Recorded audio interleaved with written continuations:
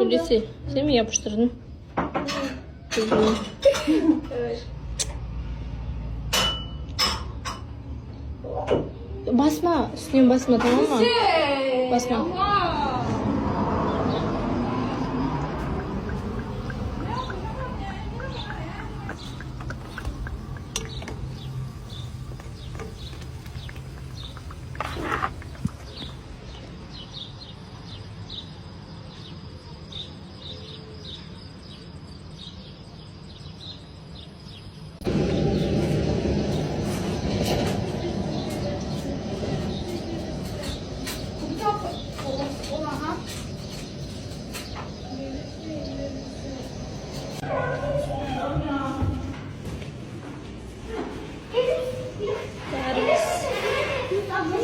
Kurşunuya varadınız.